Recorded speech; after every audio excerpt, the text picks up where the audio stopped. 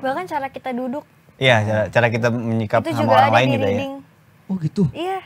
Itu maksudnya apa? Ada makna khusus kah? Atau emang di tahun segitu duduknya seperti apa gitu? Tahun 80-an lu duduk kayak gitu ditangkep bro. Iya. Masa? Enggak lah.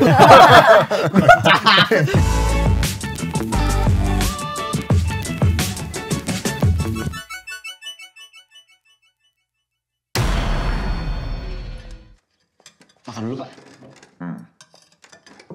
Minum obat abis ini. Badanmu hangat.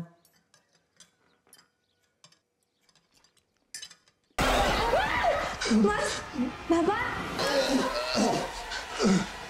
Bapak.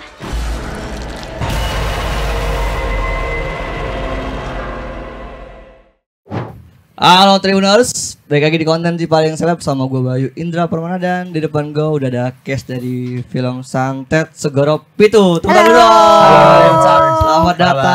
Selamat datang di si paling seleb. Ada Mas Christian Sugiono. Halo. Ada Sadrin Misal. Halo. Dan Ari Irham. Halo, halo. Jadi ini adalah keluarga yang kena santet ya. Basically.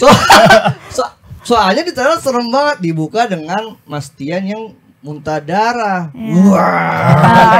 Mumpet itu serem amat. Jadi apa nih Santet Segoro Pitu nih, siapa yang bisa menjelaskan film tentang apa? Jadi Santet Segoro Pitu itu langsung.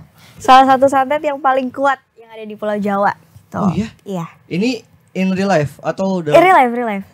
Terus Segoro Pitu artinya 7 lautan. Oke. Iya. Dan kenapa dia disebut paling kuat? Apa karena jinnya kah atau ajiannya atau mantranya?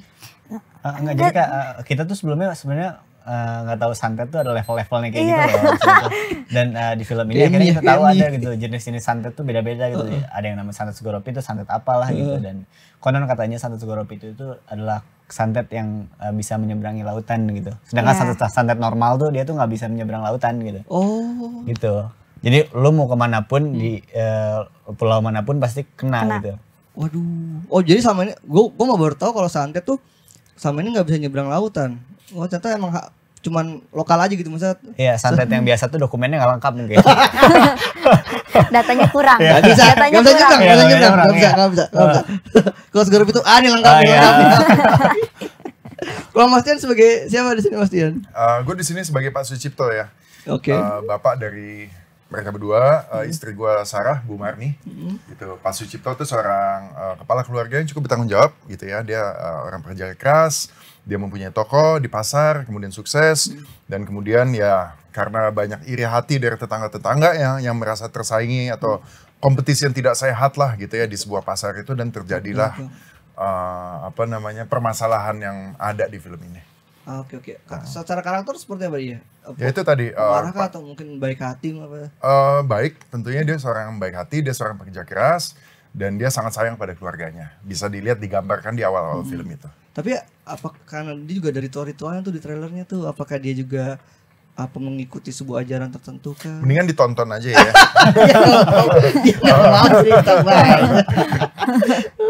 Oke, kalau Sadrina sebagai? Aku sebagai Syifa.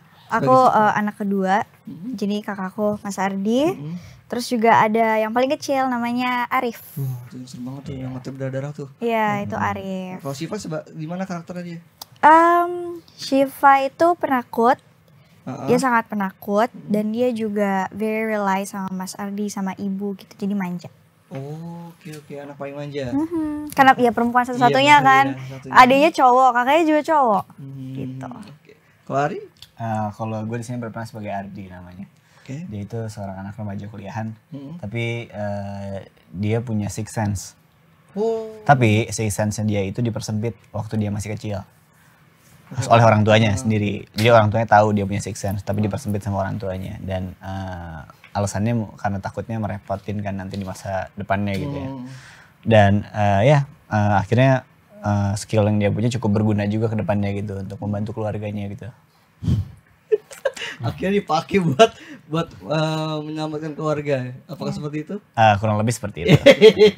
Tapi Santet Segoro Pitu tuh beneran maksudnya ini urban legend yang beredar di masyarakat kah atau ada thread-nya kah seperti itu? Ya, jadi film Santet Segoro Pitu kan memang diangkat dari cerita yang ada di thread-nya Bang Benz ya. Bang Benz.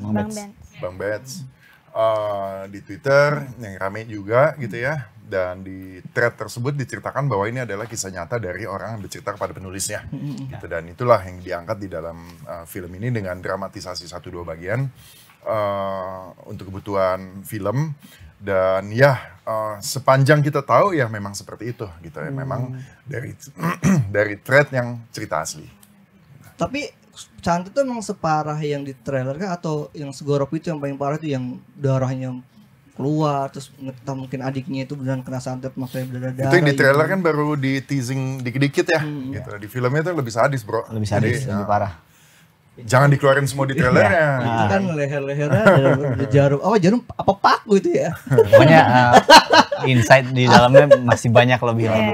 Tapi sempet ini juga nggak apa nyari-nyari tahu riset-riset tentang si segorop itu ini kalian? Atau based on dari thread aja? Kita tahunya dari film ini sih sebenarnya Santet Segorop itu gitu ya. Dan nggak pernah dengar juga sebelumnya gitu. Dan akhirnya kita tahu lah adalah Santet Segorop itu yang levelnya itu di atas santet gitu. Gitu maksudnya tuh. Yang levelnya pedes banget ya? Iya levelnya pedes banget. Santet Segorop itu inilah gitu konon katanya. Terkenalnya di daerah mana ini biasanya? Semarang. Kalau kalian syutingnya juga di sana atau Syutingnya di Syutingnya Jogja. di Jogja. yang pantai-pantai juga di situ? Iya, pantainya di Jogja. Di Jogja. Sekitaran situ aja ya? Ya, ada tujuh pantai 7 kita. pantai kita syuting. Beneran 7 pantai. Beneran 7 pantai? Beneran 7 pantai, pindah-pindah. Iya, Nah, pindah-pindah. gimana kalian yang anak-anak yang kalian berdua kan yang kesana? Iya. Atau sama bapak? Enggak, Berdua. bapaknya nyantai aja di rumah. Emang beneran. Emang beneran. Sama ngomong yang ngantangin setan. Aku wedi. Wedi. Malam-malam di pasar. Kalau gue sih takut gitu sih. Oh, gimana kalian bener-bener keliling pantai? Gimana syutingnya? Seru apa atau mungkin Seru sih. Seru sih. Seru ya karena kita bisa ngeliat pantai-pantai. Ya aku juga nggak pernah ke pantai-pantai itu ya. Jadi menurut aku itu salah satu experience untuk ngeliat berbagai banyak pantai gitu. Tapi syutingnya juga agak lumayan susah, nggak segampang yang dibayangin juga gitu. Karena kan anginnya kenceng. Terus pasirnya juga masuk-masuk mata gitu kan. Jadi ya lumayan susah lah. Guling-gulingan gitu. Maksudnya ya beruntung lah punya kesempatan bisa beneran ke 7 pantai gitu di Jogja gitu. Dan itu lumayan pengalaman yang cukup Seru menarik sih. sih. Cuman ya beratnya adalah di mana kita mengasah kemampuan mental dan fisik ya untuk menghadapi semua kesalahan teknis dan juga beberapa hal lain yang terjadi di sana gitu. Itu lumayan cukup sulit sih. Situ. karena yang cari bukan indahnya kan, tapi pasti kayak apa ada gua-guanya mungkin Iya. kayak gitu Iya. kan yang kalian cari. Iya. Itu ada pasti ada pantai-pantai yang kayak hidden gem gitu enggak? Pasti ada. Dan lumayan cukup beruntung lah bisa mendapatkan experience itu gitu. Walaupun kita sepatunya basah dan kemasukan pasir gitu ya. Setiap saat Malam-malam basah. malam-malam basah. Tapi itu kok continuity-nya susah ngejaganya kalau Lumayan. Lumayan. Susah banget apalagi rambut. Karena kan anginnya emang gila-gilaan. Iya. Itu dia makanya teknisnya tuh emang banyak banget dari segi dialog, terus wardrobe, rambut, continuity segala macam itu semuanya diperhitungkan dengan gila-gilaan. Apalagi Mas Tommy itu direkturnya sangat-sangat perfeksionis. Jadi teknisnya pasti cukup banyak banget di pantai gitu. 7 pantai berapa hari jadi? Lumayan sih berapa Seminggu. lama ya? Seminggu kayaknya. Seminggu Ya, kita kayaknya seminggu ya. ada. Seminggu. Pasti ya. Iya. Dan bapaknya cuma di rumah aja ya. Iya. Jadi Pak ini gimana Pak, ini keluarga yang seperti apa sih Pak, kok sampai kena santet? Keluarga yang apes kali ya. Sampai kena santet gitu. Tapi apa emang cuma banyak musuh yang iri aja kah di sini ceritanya, atau sebenarnya ada yang disembunyikan dari keluarga ini? Nah itu adalah inti dari filmnya bro. Jadi sebenarnya kalau gue ceritain nanti jadi gak seru lagi. Iya. Tapi poinnya gini, poinnya adalah bahwa ini film tentang santet gitu ya. Dan kita sekolah ngerti kan santet tuh apa, dikirim, apa untuk menyakiti orang gitu ya. Ini background atau latarnya itu kan di pasar. Oke. Di pasar, ketika nonton trailernya juga pun disebut bahwa pasar ini adalah tempat terjadinya banyak hal-hal yang jelek lah Iya, gitu katanya iya, ya. Hal-hal persaingan yang tidak sehat dengan menggunakan ilmu mistis dan lain sebagainya. Nah itulah awal how the story begins dan kemudian bergulir dan kemudian terjadi di dalamnya segala macamnya lah gitu. Kalau Mas Tian lebih banyak berarti di pasarnya, di rumahnya, atau Gue di pasar, di rumah. Karena Pak Cipto di sini kan dia seorang bapak pedagang yang punya toko. Dan yang tadi gue bilang persaingan antar pebisnis di pasar, ya seperti itulah gitu ya. Jadi Pak Sucipto emang center dari cerita ini yang berkaitan dengan pasar tadi. Tantangannya apa menjadi Pak Cipto ini ya? Tantangannya ya Kumis-kumisnya. ya kumis juga, bahasa Jawa. Bahasa Jawanya apa ya? Bahasa Jawa yang di pasar gitu ya. Oh iya, yang agak-agak kasar dikit. Agak kasar, tapi nanti ketika Pak Cipto ketemu dengan yang lain, nanti bahasanya mesti halus. Dan ini dan itu, jadi mesti belajar bahasa Jawanya. Sebenarnya nggak terlalu susah dalam sisi menghafal, lebih dalam sisi mengucapkannya, supaya medok-medoknya, supaya emang kelihatan believable gitu ya. Nah itu yang mesti banyak belajar. Tapi kalau untuk jadi seorang bapak di keluarga ini ada tantangan sendiri nggak? Nggak ada lah, soalnya kan gue bapak juga. Anak gue 2 masih kecil-kecil, jadi ya oke lah. Apa harus menjadi bapak yang pemberani di antara anak-anak yang diterjang oleh santet ini? Kebalik kali.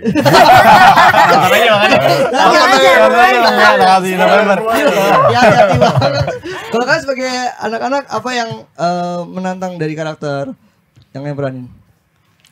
Apa yang menantang ya? Jadi Syifa Kalau jadi Syifa kan ya bisa kayak tadi aku bilang, dia kan emang awalnya penakut banget ya. Tapi ya setelah semua yang terjadi sama keluarganya, nanti Syifa kayak realize kalau ya dia harus melakukan sesuatu juga gitu. Apalagi kan ya keluarganya, takut spoiler. Ya pokoknya ntar ada yang terjadi gitu kan. Jadi akhirnya yang ngebantuin Mas Ardi gitu. Oke. Kalau jadi seorang Ardi, apa dia harus berani juga? Itu juga salah satunya. Ardi ini karena bapaknya sering di pasar ya, jadi dia itu harus punya tanggung jawab juga setiap dia di rumah gitu untuk menggantikan seperti bapaknya. Dan tentu yang dibilang sama Mas Kris tadi, bahasa Jawa itu kesulitan tersendiri juga gitu, pressure banget gitu. Karena kan dialeknya emang harus Jawa walaupun dialognya bahasa Indonesia gitu. Tapi tetap aja harus ada aksennya gitu. Dan juga si six sense-nya dia lumayan cukup menarik juga sih untuk dibedah gitu maksudnya dari karakter si Ardi ini gitu. Jadi benar ngebuka ini enggak? Jangan. Aku bodoh sebenarnya. Jangan. Kalau kamu dibuka nggak bisa tutup lagi. Mampus gua gitu. Mampus gua. Tapi dipersempit bisa kok. Iya, dipersempit bisa kok. Mampus gua tapi ya. Nah, kalau kalian yang berarti yang banyak kena santet di keluarga siapa? Bapaknya atau malah sih? Ya, lu tuh dari tadi nanya mengenai intinya. Mendingan nonton. Pengen banget di spoiler ya kan? Oh kan saya kan nggak tahu ya kalau kata itu intinya. Ya nggak gini, dari teaser aja udah kelihatan Ya, daerah siapa ya. kan. Oh iya. Iya. Sama yang daerah itu iya. Dari trailernya ya. Tapi kenapa kok dua ini nggak ada kejadian-kejadian itu ya kelihatannya di trailer? Atau emang karena keberanian kalian mencari sesuatu itu? Nggak ditunjukin kali ya. Skripnya Skripnya panjang ya, scene juga ada banyak. Itu trailer mungkin cuma ada 12 atau 16 scene gitu ya. Dan sedangkan kita banyak banget scene ya. Jadi masih banyak yang harus syutingnya berapa lama sih? 30 hari. 30 hari. Full di Jogja. Oke. Kalau yang pasar itu asli Mas atau buatan? Yang apa itu? Pasarnya? Pasar asli. Itu pasar Selo Pampang namanya, di sebuah tempat di desa di Magelang. 40 menit dari masih aktif? Kota Magelang. Itu pasar beneran. Masih aktif. Emang dipakai, tapi ada beberapa bagian di pasar itu yang setnya diubah kayak fasad toko tertentu ditutup dengan set supaya terlihat di tahun lama dan lain sebagainya. Gitu. Nah, ini ambil latar tahunnya berarti tahun 80-an. 80. Kenapa? Apa emang kalau di trade-nya emang di tahun segitu kejadiannya? Detailnya enggak sih, cuman ini untuk kebutuhan film sih sebenarnya.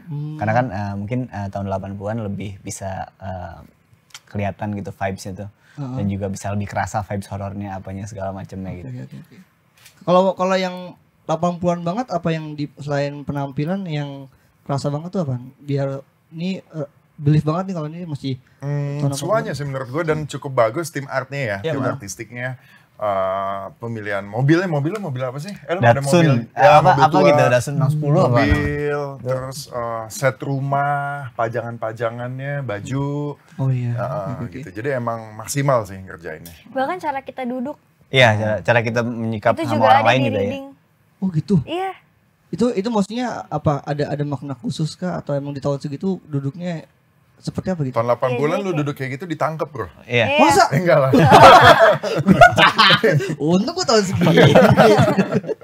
Enggak, maksudnya hubungan antar bapak dan juga anak nggak terlalu selus kayak sekarang kayaknya. Itu. iya. Maksudnya bapak itu lebih tegas gitu. Tegas gitu dan itu pun Patriarki. iya dan itu pun ada apa namanya kita bikinlah apa namanya temboknya itu gitu. Oh, I see.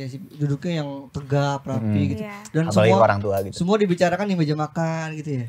Iya nggak sih? Belum ada WhatsApp grup kan? Belum ada. Belum ada. Mas Chan apa yang bikin tertarik Mas Chan main di film ini? Ya kalau gue pengalaman dengan Hitmakers gitu ya salah satunya karena yang garap Hitmakers gitu ya. Gue juga selalu cerita di mana-mana ketika garap film horor tuh nggak bisa sembarangan orang menggarap atau sembarangan PH karena butuh resource yang kuat dari sisi financial dan juga tim-tim yang terlibat di dalamnya gitu ya. Nggak hanya sutradara tapi tim art, tim artistik efek. Kalau bikin setannya juga harus setannya yang cakep, cakep tuh dalam artian keren gitu.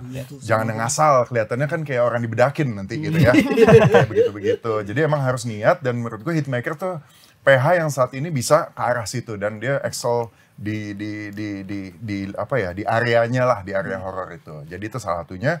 Kedua juga jalan ceritanya mengenai santet Segoro Pitu, santet yang paling kuat gitu ya menurut gua. Meskipun gua nggak terlalu tahu banyak mengenai santet, taunya cuma santet ya santet. Oh ternyata ada level topnya Segoro Pitu ya, ini mungkin bisa menjadi daya tarik ya buat penonton, potential audience yang emang suka hal-hal yang seperti itu. Ya, Dia bisa dapat insights baru, oh ini ada santet model baru seperti ini, kejadiannya seperti apa gitu. Oke, kalau dari Sadrina apa? Kalau aku pertama emang aku kangen main film horor. Terus Kangen juga sama film horor. iya kangen. Oke, kamu ya. Terus pas banget ditawarin gitu kan. Ya aku tau lah kalau Hitmaker bikin film horor udah pasti bagus karena udah pasti effortnya juga full gitu kan, full effort dari set pastinya. Total lah ya. Iya dari hantu-hantunya kayak yang tadi Om Tian bilang udah pasti bagus jadi kayak ya why not, aku mau gitu. Pas baca skripnya gimana? Yang bikin tertarik apakah si Segoro Pitunya atau karakter Sivanya? Ceritanya sih, ceritanya ya soal santet Segoro Pitu ya salah satu santet yang paling kuat gitu kan. Jadi kayak wah menarik banget gitu, apalagi brutal gitu kan ceritanya. Iya lagi. Serem banget kan. Iya jadi kayak ya aku mau lah gitu. Oke. Kalau dari Ari apa Ari? Sama kurang lebih sama apa yang dibilang sama Mas Kris sama Sarina, tapi gue suka sama ceritanya sih dan juga gue tuh suka perkembangan karakter development itu di sini tuh kerasa banget gitu. oke. Ya yang gue dari baca aja udah kerasa banget gitu, apalagi nanti jadi medium film gitu. Dan itu menarik banget gitu. Dan hantunya juga nggak yang stereotype menurut gue, nggak yang cuman kuntilanak, pocong dan lain-lain segala macam. Ini benar-benar different, benar-benar semuanya itu variasinya tuh gila. Iya. Nggak ada yang sama sekali. Gila emang hantu-hantunya emang Hitmaker kalau misalnya bikin film horor gila emang.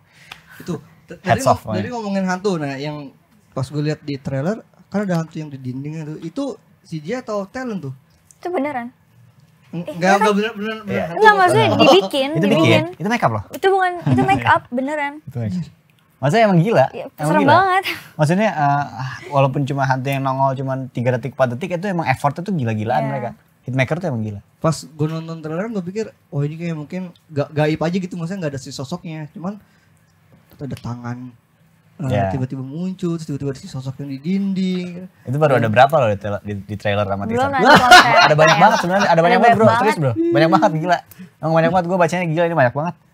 Oh banyak. Iya. Sebanyak itu. Sebanyak itu. Gak cuma segitu doang, banyak banget. Jadi sebenarnya kalau di sini ada satu sosok hantu yang besar gitu nggak? Atau emang dia banyak aja menghantui? Big Boss-nya ada. Tentu ada, ada. entitasnya, entitas yang utamanya ada ya. Oke, siapa yang bakal melawan mereka? Nonton Nonton aja. November 2024 ya guys. Bagus, mereka bagus banget dijaganya. Ini dong keseruan-keseruan sama syuting gimana rasanya selain di kalau Mas Tian di pasar gimana? Seru, ya pada umumnya sih karena syuting di Jawa Tengah ya di Magelang gitu, gue juga Magelang baru kemarin itu tuh pas syuting yang stay lama di situ dan ya nyobain macam-macam ya, jalan-jalan, alam ke alam, terus juga apa makanan gitu. Keseruan bukan pas syuting sih, justru keseruan pas tidak syuting. Pas lagi libur. Kalau Sadrina sama Ari apa jalan-jalan pas di pantainya itu atau Itu fun experience juga sih menurut gue. Maksudnya itu menarik aja gitu. Banyak banget memori-memori yang nggak bisa gue lupain di pantai itu karena Banyak lah pokoknya. Banyak banget. Sebenarnya banyak banget tapi ya gitulah. Ya, itu pokoknya seru banget. Seru banget sebenarnya seru banget. Kalau kalian bro, berarti banyak fisiknya di pantai apa di rumah? Di mana-mana bro. Lumayan. Di mana-mana bro. Di mana-mana bro. Gak cuma di rumah aja. Tapi yang paling fun adalah gue nyetir mobil tahun 80-an bro. Itu sulit banget. Gila men. Oh itu juga mobilnya mobil lama juga. Mobil lama juga, giginya lu bayangin di sini. Gimana coba gua ngerti? Terus. Ya udah, apa itu hari pertama gue syuting, Bro. Hari pertama gue syuting, Bro. Ini gue baru pertama kali take ya, baru slide pertama. Set gue datang. Ini mobil apaan ya gitu. Bro, ini giginya gimana, Bro? Ini di sini. Lah, terus gigi satunya gimana? Ke depan terus ke atas. Terus gigi dua kemana? Ke depan terus ke bawah. Lah, gimana sih bentar. Nah itu gue gak bisa bro, itu lumayan lama 30 menit gue belajar tuh muter-muter dulu. Kalau 30 menit mah cepet dong. Iya tapi itu tetap aja gue bingung, gue panik juga bawanya ini. Tapi ya, jalur aman kan, maksudnya apa di pasir gitu kan, karena kan di jalan. Cuma itu lumayan bikin gue panik sih, hari pertama udah disuruh take yang mobil itu. Nggak disiapin workshop sebelumnya, maksudnya itu bakal pakai mobil. Udah dikasih tahu mobilnya apa, cuman gue nggak expect aja giginya di sini. Kalau masih di sini kan gue masih ya tahu lah aman lah gitu ya. Yang mobil tuh gue juga ada cerita tuh pas ketika nanti malam oke syuting pakai mobil, oh ya mobilnya mana itu, gue liat oh bagus mobil tua gitu kan. Apa merek Dasun ya? Iya. Tapi begitu gue masuk, gue ada adegan buka terus masuk terus suruh untuk jalan gitu. Tapi ternyata begitu kan gue tinggi ya, begitu masuk gue kayak gini. Kalau misalnya gue tegak kayak mentok terus kayak kalang, wah jadi gue heran mobil zaman dulu kecil banget. Iya kecil banget. Kayak gue nggak bisa ini setir tuh kena sini kayak ini gimana nih? Akhirnya diakalin, didorong. Gak bisa ngegas, gak bisa. Gue bakal bahaya karena nggak ini. Udah lah adegannya ambilnya segini, didorong. Tapi itu cuma mobil lewat dikit doang. Itu kalau di review headroomnya mentok nih headroomnya. Dia aja panik waktu pas gue nyetir mobilnya waktu pas serem banget. Apalagi karena bukit kan. Nanjak. Yuh, udah mobil lama. Iya kan mobil lama. Terus gue harus nyusahin kopling sama gasnya kan. Iya, repot kan. Itu panik sih syutingnya kayak ri. Terang. Bisa. Gue bisa nih. Cancel aja. Tapi aman. Apa diulang-ulang berhenti jadi sama gue. Itu tuh masalah dikejar waktu, jadi kita buru-buru. Udah mau maghrib, matahari udah mulai habis, jadi harus matahari itu. Banyak pressure banyak. Udah hektik banget dah itu. Oh, kalian masalahnya sama dengan mobil ya? Emang sengaja disuprasin sama itu surprise aja. Kasih mobil seperti ini, mereka pasti bingung. Kok tadinya ada apa yang tiba-tiba mengagetkan? Yang di mobil sama Ari itu kita sempat hampir nabrak. Kita hampir nabrak soalnya. Jadi di jalan di bukit di depan tuh mepet banget gitu kalau nggak salah kan, ada motor, jadi di depan tuh kayak mepet banget, jadi mendadak dan itu lagi di atas gitu. Abang nggak panik gitu kan kak, langsung bener-bener remnya juga langsung gluk gitu. Kopling rem tangan langsung gitu. Iya itu gila sih, udah kayak wah gitu. Itu motornya talent atau orang? Motornya orang lokasi. Orang lokasi ternyata. Nah masalahnya rem tangannya pun nggak di sini bro, di situ. Jadi gue repot kalau nanjak tuh. Gitu. Kalau nanjak tuh gitu bro, susah. Beda kan kalau lu belajar truk kan lu pernah kan? Iya. Itu beda lagi. Untung masih di sini, giginya aman kalau itu. Yang menakutkan malah mobilnya ya? Iya. Full of surprise. Ya oke, tapi horor ada nggak horor? Horor ya. Kan syuting sama Mbak Sarah biasanya suka ada nih beliau melihat sosok. Lebih ke pernah sih waktu itu, jadi kita lagi ada di base camp jam 12 siang bolong, kita lagi break makan. Tiba-tiba dikabarin kalau katanya ada yang kesurupan di sebelah. Iya. Siang bolong. Iya itu siang bolong, itu gue kayak hah? Yang benar aja siang bolong gitu, ada yang kesurupan. Tapi kita nggak ngelihat. Itu sebenarnya kesiangan kali ya? Nggak ngerti. Sama, gue pun di pasar ada yang kayak gitu juga, tapi siang bolong jam 1 siang. Iya. Di pasar. Yang barengan sama bapak? Itu kita lagi tag kan, maksudnya ada yang kesurupan. Ah udahlah. Syuting lagi gitu. Ya. Panas. Ini waktunya kejar gitu. Tapi kalau kalian nggak ada yang ngerasain apa-apa? Enggak sih. Nggak ada. Normal aja. Ini normal aja sih. Di rumahnya ini nggak sih serem nggak sih? Serem. Rumah yang kalian pakai? Serem sih, udah rumah nggak kepake gitu, cuman di set gitu. Tapi masih bagus loh. Iya. Ya, Itu lu nggak kepake. hats off untuk artnya. Untuk tim artnya bagus banget. Oh, tapi misalnya nggak ada cerita kebiasaan kalau film orang-orang syuting ini dulu rumahnya bekas ada yang meninggal, ada yang pernah ganti. Enggak sih, enggak sih. Nggak ada kayak gitu. Nggak ada kayak gitu. Jadi kita nggak bakal syuting juga di tempat gitu ya, soalnya akan diganggu prosesnya nanti. Maksudnya nggak ada nggak scene kayak gitu. Ada. Syutingnya ini lumayan lancar, maksudnya dalam artian dari sisi faktor X ya, gitu. Tapi ya emang kalau pengalaman film-film sebelumnya ada, bukan gue ya, tapi ya kru kesurupan, apalah apa, inilah itu, gitu-gitu loh. Tapi ini nggak ada. Kalau Mas Jan, Sepanjang pengetahuan kita. berarti kalau Mas Jan problemnya cuma di fisik aja kah atau Di fisik gimana? mungkin Capek. capek di pasarnya gitu. Iya, ya di pasar ya lumayan biasa sih sebenarnya. Cuman apa lebih ke yang pas pakai sling atau adegan yang gimana-gimana, adegan apa namanya? Kadang-kadang kita syuting kan sampai pagi ya, sampai pagi. Ketika makin pagi tuh biasa adegan yang susah-susah tuh di take-nya justru semakin belakangan gitu. Jadi kita udah keburu setengah mateng, setengah ngantuk. Udah setengah mateng. Kelihatan deh di kita. Udah keburu setengah Medium rare nih. ngantuk, udah apa, tapi kita harus back to character yang intens atau apa, itu tuh wah capek banget. Ya, ngomong pakai kumis-kumisan. Ya itu dia copot-copotan juga. Coba-coba lagi kan nggak gatel. Gatel, kan kumis kan dilem. Kadang-kadang misalnya adegan biasa ngobrol aman, tapi kalau teriak atau yang wah wah wah gitu-gitu, copot, diulang lagi. Sebel tuh gue sama kumis. Maksudnya nggak gampang juga gitu ya, karena kalau pakai kumis itu lemnya itu sebenarnya harus ditunggu tuh at least 10-15 menit kering baru boleh gerak-gerak lah gitu. Kalau misalnya masih setengah basah kan, karena kita buru waktu, jadi ya begitu dipasang, di angin-anginin dikit, udah ayo take lagi, baru semenit 2 menit, belum terlalu kenceng. Jadi ya gua harus ngejaga sedemikian rupa supaya nggak gitu-gitu. Tapi ada penyesuaian lu nggak sama kumis-kumisan itu? Mesti biar itu tadi buat ngomong nyaman, biar nggak terlalu. Ada kan di tes make up kita, ada tes make up sebelum syuting di kantor, dipakein kumis model gini, model begitu, terus kemudian dicek sama sutradara yang approve yang mana, kemudian udah kalau dicukur kadang mungkin panjangan kayak nggak enak gitu ya, di trim gitu. Oh jadi ada penyesuaian panjang itu juga. Ada, itu kan kumis standar. Jadi mungkin mulut lo atau mulut yang lain pakai kumis itu masuk, tapi ada bagian-bagian yang harus digunting lagi lah. Oke. Kenapa harus pakai kumis untuk apa? Untuk menggambarkan perbedaan timeline Pak Sucipto ketika masih muda ya, ketika Ardi masih kecil, sama ketika sudah seumur segini gitu. Jadi ya supaya secara look itu berbeda.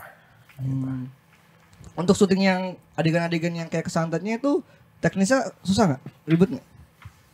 Kayak contoh yang muntah darah ya. Muntah darah, ya kan yang berarti muntah darah tuh. Muntah darah itu sebenarnya ya ribet-ribet enggak ya, ribetnya tuh teknis gitu. Enggaknya kan gue cuma tinggal gitu doang ya.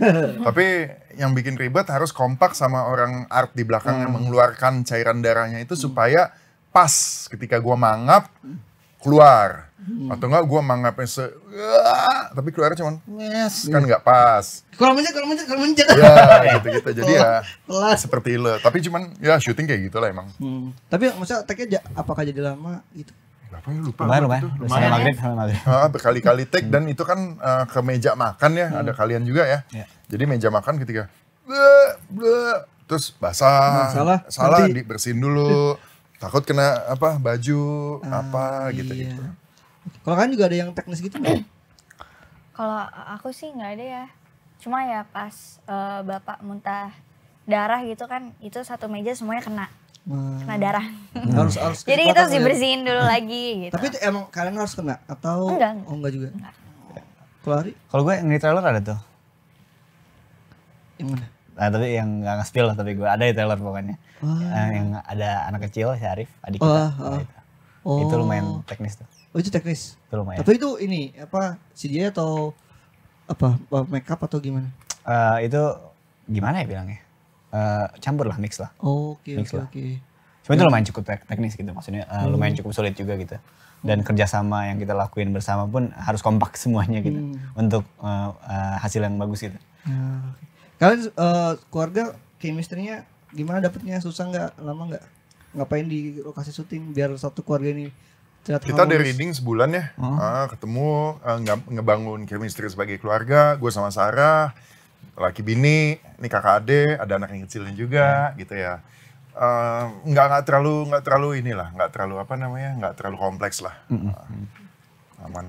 Ini Pak Sucipto itu bapak yang tersentuh nggak sih sama anak-anaknya? Maksudnya dia banyak dialog dengan anak nggak sih? Atau kalian banyak sama ibu? Lebih banyak ke ibu ya, sama ibu karena kan sih. di tahun 80-an bapak itu lebih yang tegas ya gitu. Maksudnya tuh anak-anaknya tuh jadi lebih segan gitu ke bapaknya. Jadi terus bapak juga kan nggak selalu di rumah, bapak selalu di pasar gitu. Jangan nyari setan ya. Sampai malam. Kalau kalian berarti lebih banyak ini reading sama Basara?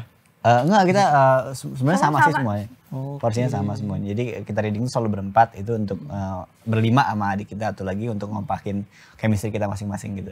Dan itu works gitu.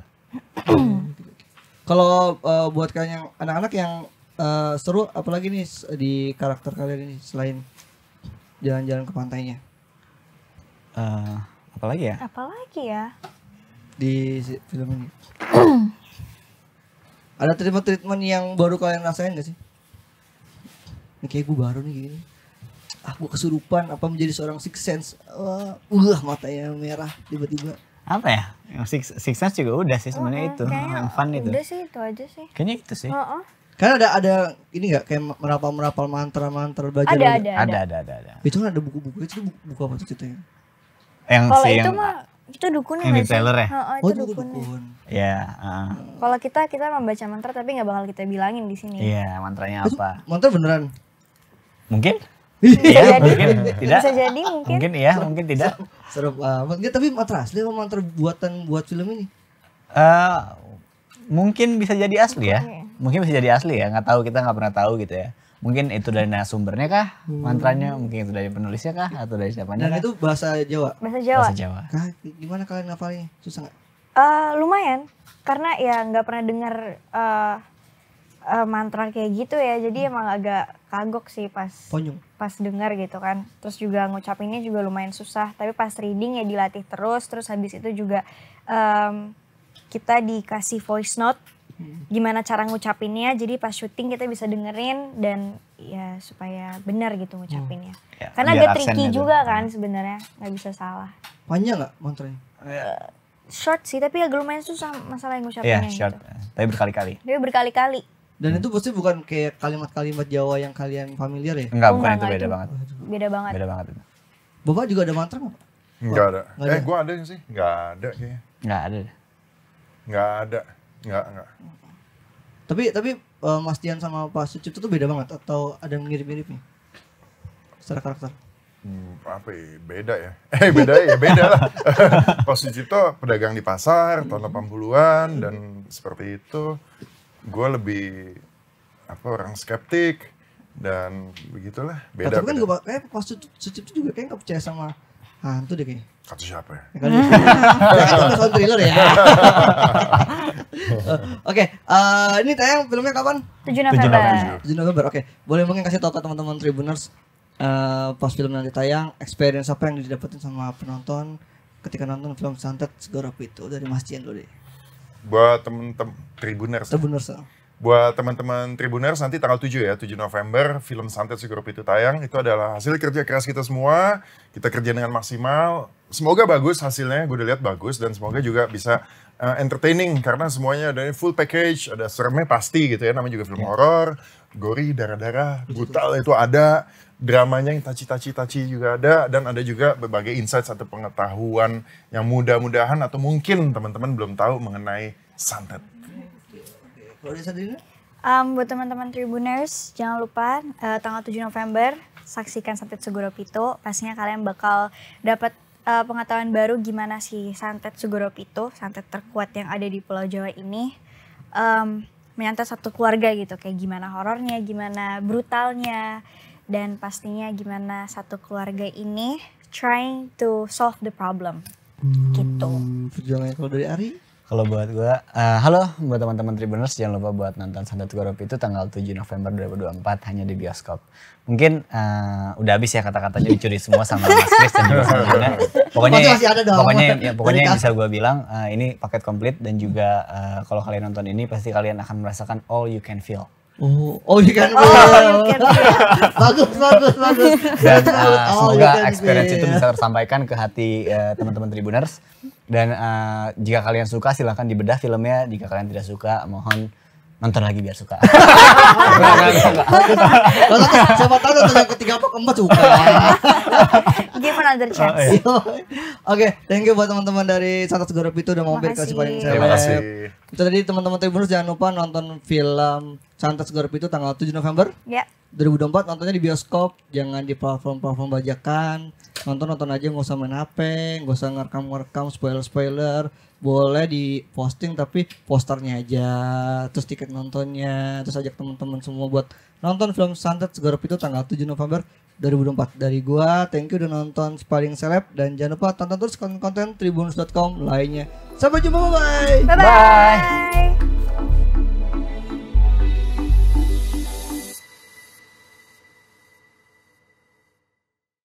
Terima kasih sudah nonton.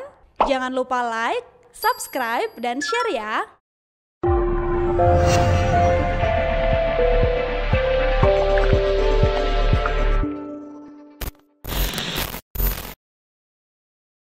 Download Tribun X sekarang. Menghadirkan lokal menjadi Indonesia.